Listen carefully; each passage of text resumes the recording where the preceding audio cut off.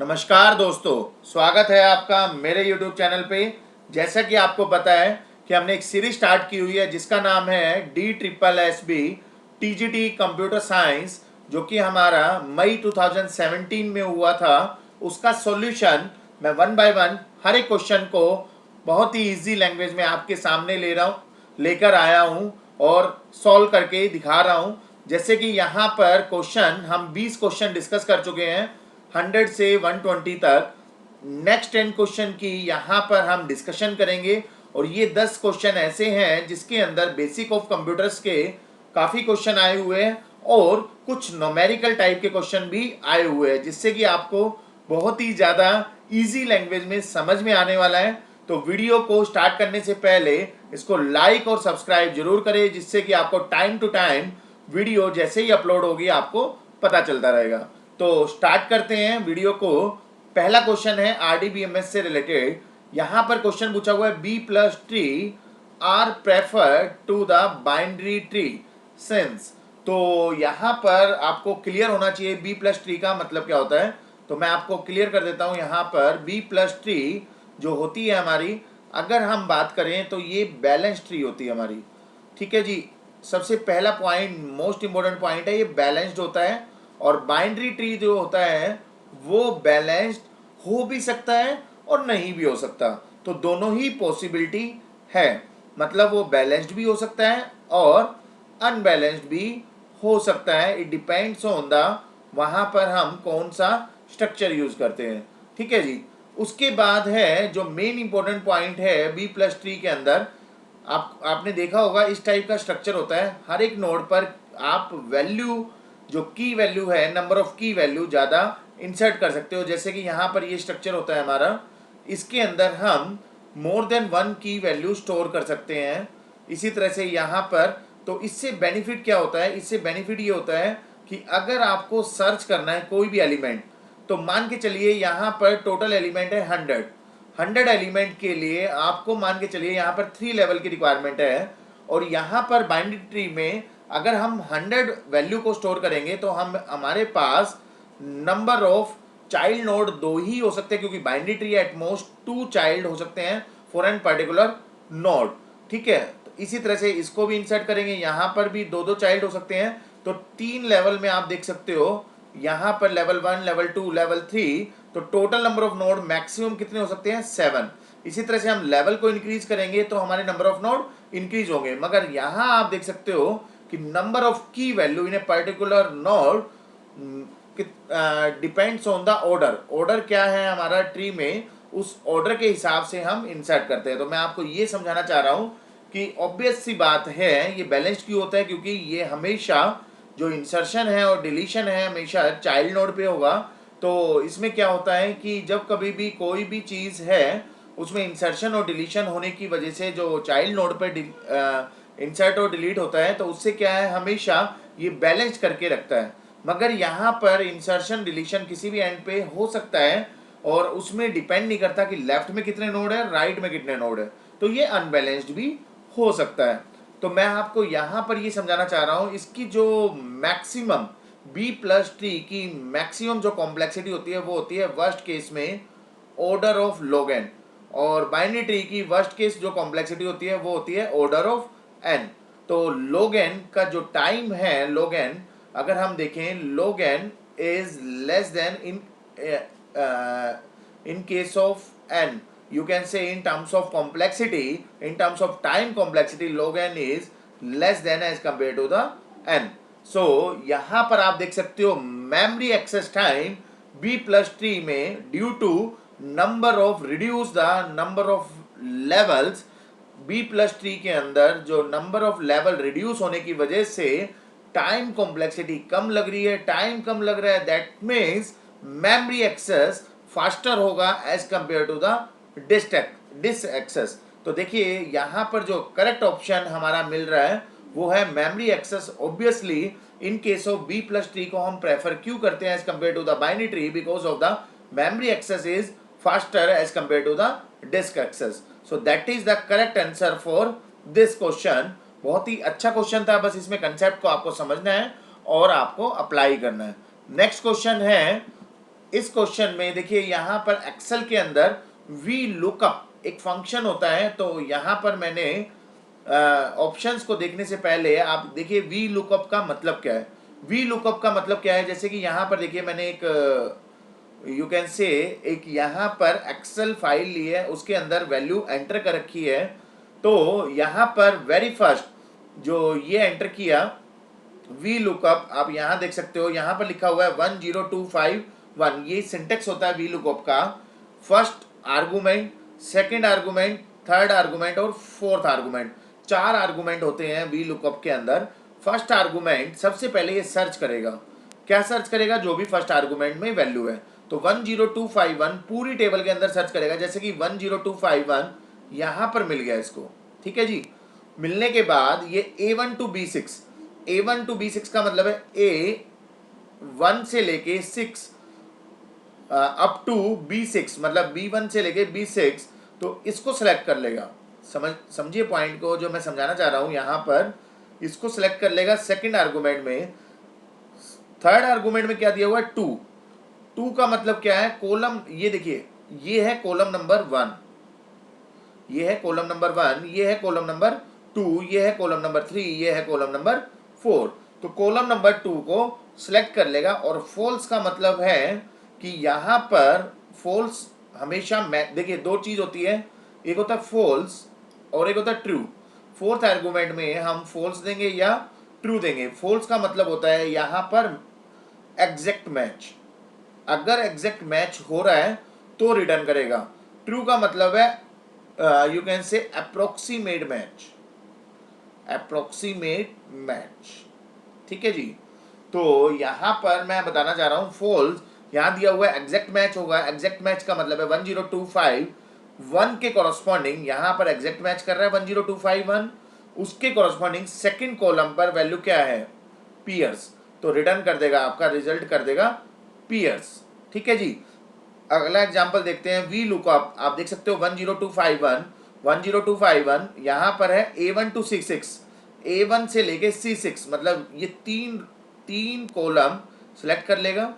3 column select करने के बाद यहाँ पर हमने थर्ड आर्गुमेंट में क्या दिया 3, मतलब थर्ड कॉलम को सिलेक्ट कर ले। उसके बाद फॉल्स, फॉल्स का मतलब एग्जैक्ट मैच, एग्जैक्ट मैच हो रहा है 10251, इसके कॉरस्पॉन्डिंग थर्ड कॉलम पर वैल्यू क्या है हमारी $18.6, ये वैल्यू हमारी रिजल्ट में आ जाएगी। इसी तरह से आप थर्ड एग्जांपल कर सकते हो 10251 A1 to D6, मतलब चारों कॉलम सेलेक्ट कर लेगा, ठीक है। चारों कॉलम के कॉरस्पॉन्डिंग यहाँ पर थर्ड आर्गुमेंट में दिया हुआ है 4, फोर्थ कॉलम को सिलेक्ट करेगा और 10251 के कॉरस्पॉन्डिंग जो वैल्यू है वो क्या है 9, तो 9 रिटर्न कर देगा। अब देखिए नेक्स्ट यहाँ पर 10248 यहाँ पर दिया हुआ है फोर्थ आर्गुमेंट में फॉल्स, फॉल्स का मतलब है एग्जैक्ट मैच। 10248 कहीं पर भी है पूरी टेबल के अंदर, कहीं भी नहीं है, तो इसलिए एग्जैक्ट मैच नहीं हो रहा है, तो एरर रिटर्न कर देगा, that is the no exact match, ठीक है। That is the meaning of fourth example. And the fifth example is the most important, true. True का मतलब है कि अप्रोक्सीमेट मैच। तो 10248 पहले तो सर्च करेगा, नहीं मिल रहा। अब अप्रोक्सीमेट का मतलब है जो लोवेस्ट वैल्यू होती है उसको देखेगा। ये 10247 ये हमारा लोवेस्ट वैल्यू आ रही है, 10249 भी हमारा अप्रोक्सीमेट मैच है, मगर इन दोनों में से लोवेस्ट वैल्यू क्या है 10247, क्योंकि दोनों में जो डिफरेंस है वो 1 का आ रहा है। जो हम सर्च करना चाह रहे हैं उससे अगर हम डिफरेंस निकाले तो 10247 -1 आ रहा है, 10249 +1 आ रहा है, तो दोनों का डिफरेंस सेम आ रहा है। उसके कॉरस्पॉन्डिंग ये सेकंड कॉलम को सिलेक्ट करेगा। सेकंड कॉलम में आप देखिए यहाँ पर इसको सिलेक्ट कर लेगा, 10247 के कॉरस्पॉन्डिंग रिटर्न क्या कर देगा ये एप्पल्स, क्योंकि यहाँ पर ट्रू लिखा हुआ है। ट्रू का मतलब है approximate, you can say matching, ठीक है। So that is the example of the V lookup with the help of Excel, जो हम यहाँ पर समझाना चाह रहे हैं। तो आप देख सकते हो। अब ऑप्शन पर आते हैं, तो ऑप्शन में वी लुकअप फंक्शन करता क्या है, देखिए lookup text that contain V, ऐसा कुछ तो कभी भी नहीं होता है, वी लुकअप से कंफ्यूज करने के लिए इसने दिया है। नेक्स्ट है check whether text is the same in one cell as in the next, तो ये चीज भी आप ध्यान रखना, ये भी हमारा नहीं होता। मगर फाइंड रिलेटेड रिकॉर्ड्स, तो आप देख सकते हो यहाँ पर फर्स्ट आर्गुमेंट के कॉरस्पॉन्डिंग इसने रिटर्न किया, तो that is the correct answer for this question. Related record find करके देगा ये, क्योंकि या तो एग्जैक्ट होगा या अप्रोक्सीमेट होगा, उससे रिलेटेड रिकॉर्ड जो भी है वो रिटर्न करता है V lookup. Clear? So that is the correct answer, you can say C option is the correct option. Next question है, अगेन यहां पर पूछा गया है एक्सेल के अंदर। वैसे तो क्वेश्चन बहुत सिंपल सा है, फिर भी मैं आपको यहाँ पर विद एग्जांपल समझाऊंगा कि एब्सोल्यूट सेल रेफरेंस होता क्या है। देखिए दो टाइप, वैसे तो तीन टाइप के रेफरेंस होते हैं हमारे, मेन दो टाइप के होते हैं रेफरेंस जो होते हैं ना एक्सेल के अंदर, वो तीन टाइप के होते हैं। एक होता है आपका रिलेटिव रेफरेंस, ठीक है, सेकंड होता है आपका एब्सोल्यूट, और थर्ड होता है मिक्स। ठीक है जी। रिलेटिव रेफरेंस क्या होता है, देखिए ये वाला जो एग्जांपल है, ये एग्जांपल है हमारा रिलेटिव का। ठीक है जी। अब देखिए यहां पर आप समझिए, ये एग्जांपल हमने लिया हुआ है, ये फर्स्ट कॉलम है, ये सेकंड कॉलम है, ये थर्ड कॉलम है, तो डजंट मैटर कि कॉलम क्या है, द पॉइंट इज हम लास्ट वाले कॉलम पे देखिए इक्वल, तो आपको पता होगा इक्वल जो होता है वो फॉर्मूला परफॉर्म करने के लिए होता है। अब यहाँ पर हमने क्या लगाया, B4, बी ये वाला कॉलम है और 4, तो इस पर्टिकुलर वैल्यू को सिलेक्ट करेगा। C4 ये C कॉलम है हमारा, 4 रो है, तो इस पर्टिकुलर सेल को सिलेक्ट करेगा। तो B4 इंटू में C4 मल्टीप्लाई ऑप्शन किया और ये कैलकुलेट करके रिजल्ट दे देगा। ठीक है जी। जो भी रिजल्ट होगा आप जैसे ही इसको एंटर करोगे, ये वाले पोर्शन को एंटर करते ही रिजल्ट आ जाएगा यहाँ पर। ठीक है। अब होता क्या है, रिलेटिव रेफरेंस का मतलब होता है कि जैसे ही आप यहाँ पर देखिए डॉट लगा हुआ है, ये जो पोर्शन है ये डॉट, इसको आप माउस से क्लिक करोगे और इसको स्क्रॉल कर दोगे नीचे की तरफ। नीचे की तरफ जैसे ही आप स्क्रॉल करोगे, स्क्रॉल करते ही यहाँ पर ये वाली वैल्यू जो है वो दिखेगी नहीं।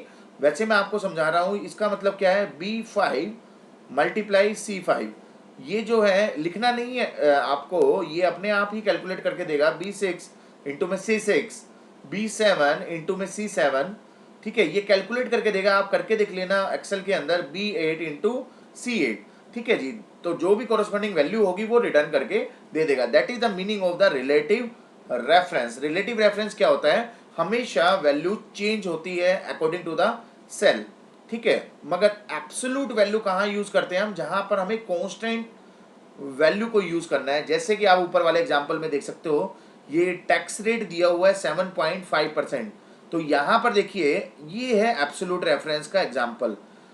यहाँ पर हमने क्या किया, ये जो वैल्यू है वो कौन सी पर्टिकुलर वैल्यू पर स्टोर है, कौन से पर्टिकुलर सेल पर स्टोर है, वो है हमारी कॉलम नेम है ई, और यहाँ पर रो नंबर दी हुई है 2, तो E2 के कॉरस्पॉन्डिंग ये वैल्यू स्टोर है। तो यहाँ पर हमने क्या लगा दिया, डॉलर, ई से पहले भी डॉलर लगा दिया, 2 से पहले भी डॉलर लगा दिया। होगा क्या, जब आप इसको स्क्रॉल करोगे तो ये क्या करेगा, ये तो है हमारा रिलेटिव रेफरेंस, ये वाला जो पोर्शन है ये है रिलेटिव रेफरेंस, और ये है हमारा एब्सोल्यूट रेफरेंस।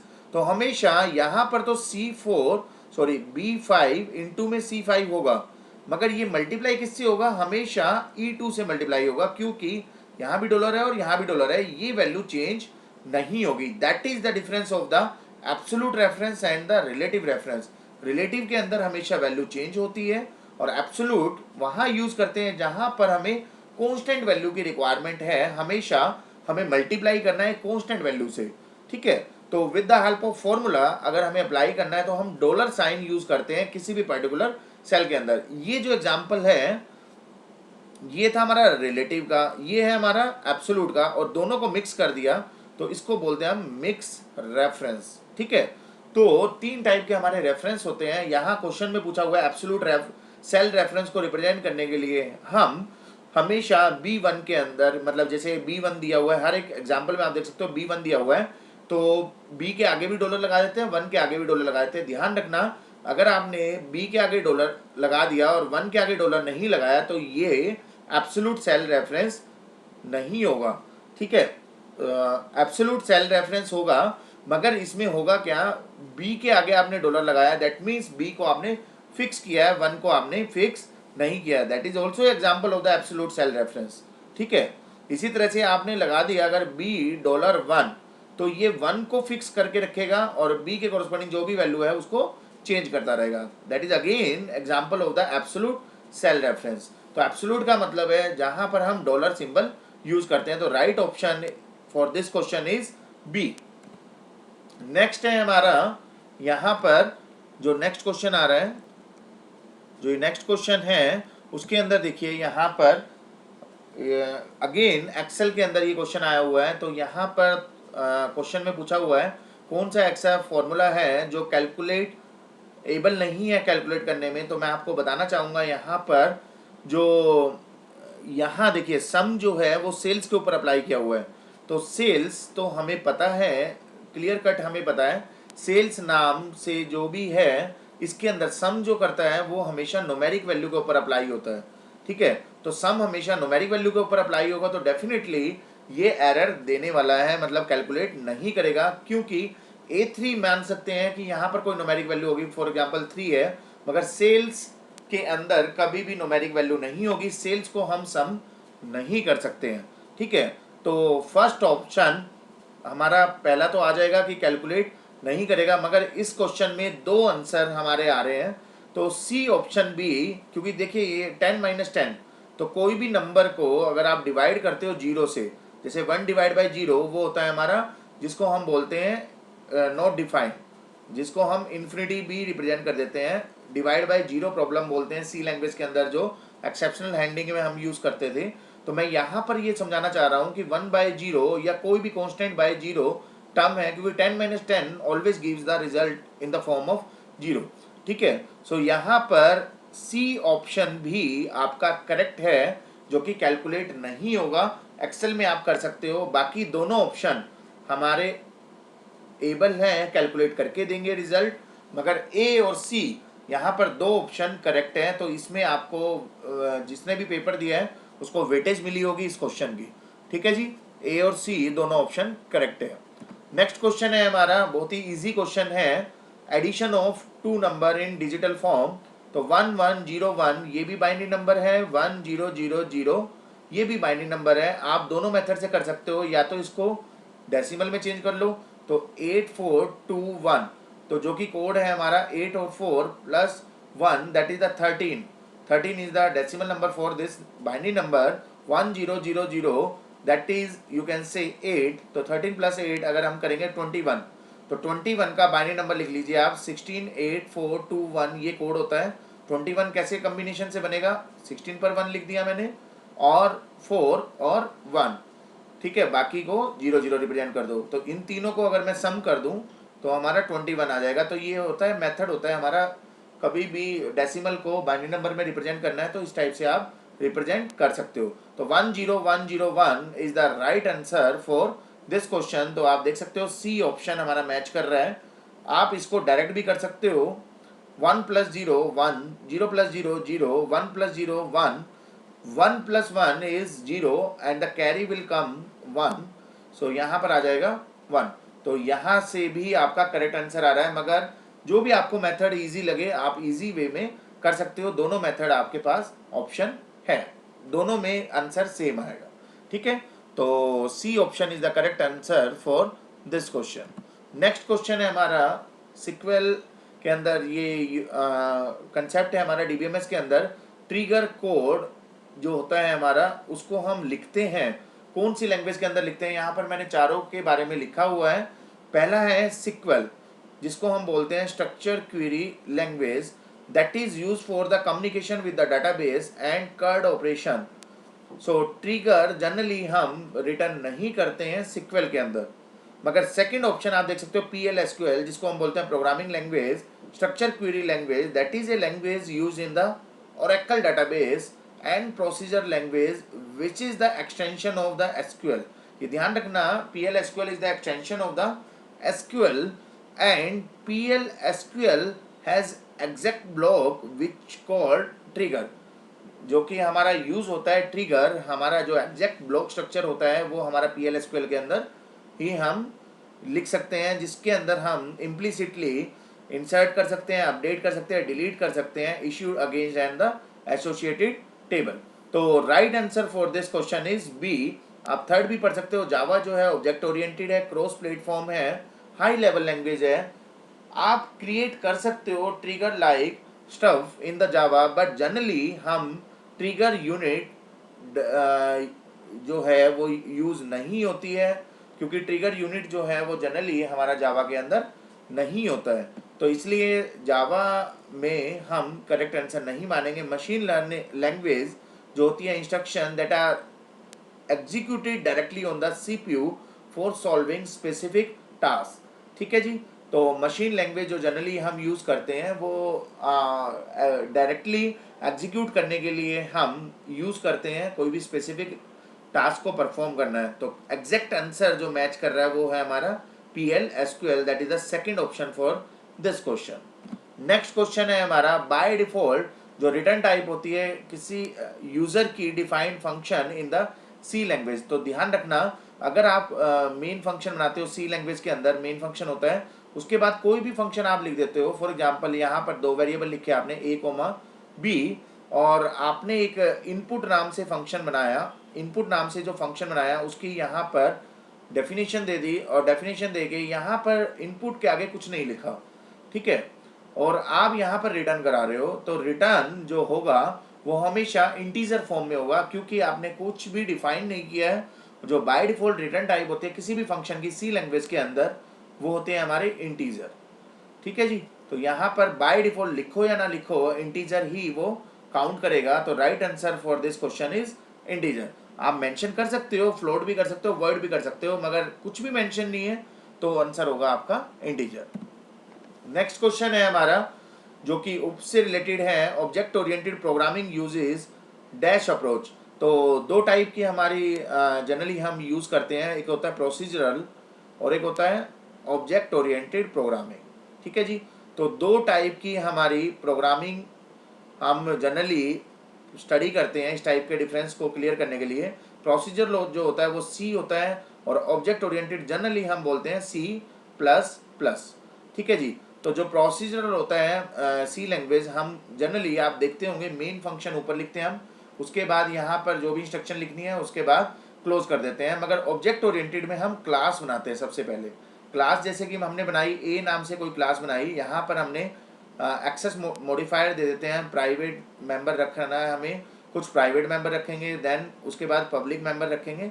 इस टाइप से हमने एक्सेस मॉडिफायर और फंक्शन वेरिएबल जो भी यूज़ करना है वो यूज़ किया, एंड देन हम मेन फंक्शन लिखते हैं लास्ट में।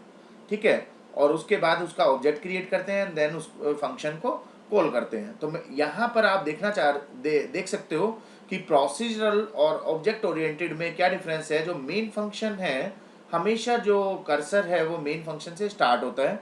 ठीक है, तो ये जो अप्रोच है सी लैंग्वेज या प्रोसीजर लैंग्वेज हमेशा टॉप टू डाउन चल रही है, मतलब मेन फंक्शन से स्टार्ट होगा, फिर नेक्स्ट इंस्ट्रक्शन होगी, नेक्स्ट इंस्ट्रक्शन के बाद उससे नेक्स्ट इंस्ट्रक्शन एग्जीक्यूट होगी, इस तरह से चलता है प्रोसीजर। तो इसको बोल सकता हूं मैं कि टॉप टू डाउन अप्रोच होती है हमारी प्रोसीजरल। मगर यहाँ पर क्वेश्चन है कि ऑब्जेक्ट ओरिएंटेड प्रोग्रामिंग कौन सी अप्रोच को यूज करेगा।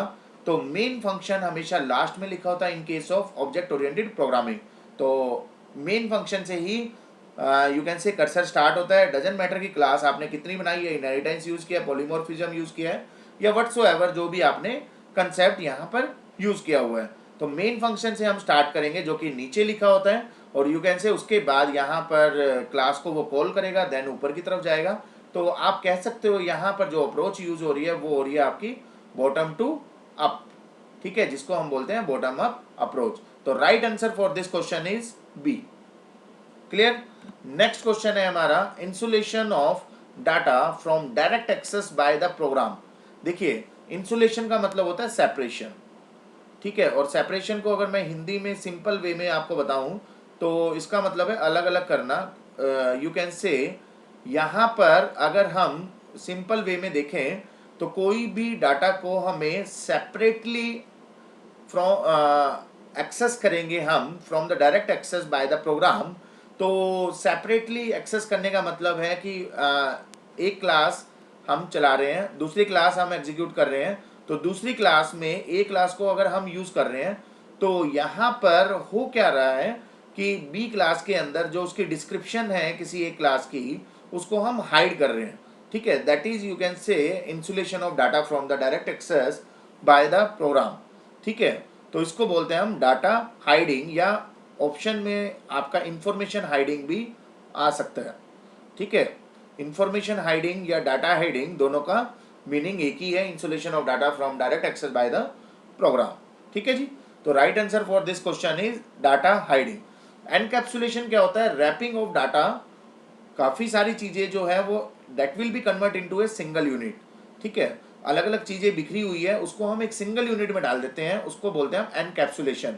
जैसे कि कैप्सूल होता है, कैप्सूल के अंदर अलग अलग मटेरियल है, उसको हम स्टोर करके रखते हैं, एक ही कैप्सूल के अंदर अलग अलग चीज़ों के जो भी सॉल्यूशन है वो प्रोवाइड कर देता है। That is the meaning of the encapsulation. Inheritance होता है, यू कैन से पेरेंट चाइल्ड रिलेशनशिप जो होती है, कुछ प्रॉपर्टी हम इनहेरिट करते हैं जो हेरिडिटी के थ्रू हमारे पेरेंट्स से किसी भी चाइल्ड के अंदर आती है, तो उस कंसेप्ट को बोलते हैं इनहेरिटेंस। और पॉलीमॉर्फिज्म का मतलब होता है one name but many form. ठीक है, तो एक ही नाम मगर काम अलग अलग, मोर देन वन फॉर्म। जो यू कैन से ऐड नाम से कोई भी फंक्शन है वो 2 वैल्यू को भी ऐड कर सकता है और 3 वैल्यू को भी ऐड कर सकता है, वो फ्लोट वैल्यू को भी ऐड कर सकता है और इंटीजर वैल्यू को भी ऐड कर सकता है। तो कहने का मतलब है ऐड नाम से काम तो, नाम तो एक ही है मगर काम अलग अलग है। That is the, you can say that is the meaning of the polymorphism. But यहाँ पर हमारा जो करेक्ट आंसर होगा वो होगा B. Last question for this video, that is the property और ability to take more than one form. अभी पिछले क्वेश्चन में मैंने आपको बताया कि कौन सा ऐसी प्रॉपर्टी है या एबिलिटी है जो मोर देन वन फॉर्म को कन्वर्ट करके रखता है, you can say one name more than one form, that is known as a polymorphism. देखिए पॉलीमॉर्फिज्म, मोर वर्ड यहाँ पर आया हुआ है, ये जो हाइड थोड़ा सा छोटा सा वर्ड है, यहाँ से आप शॉर्टकट वे में याद रख सकते हो पॉलीमॉर्फिज्म, यू कैन से मोर देन वन फॉर्म। ठीक है जी, तो right answer for this question is B. बाकी के मीनिंग मैंने आपको बता दिए है पिछले क्वेश्चन में, तो होपफुली आपको समझ में आया होगा। तो प्लीज वीडियो को लाइक जरूर करें एंड सब्सक्राइब जरूर करें। Thank you, thanks to all.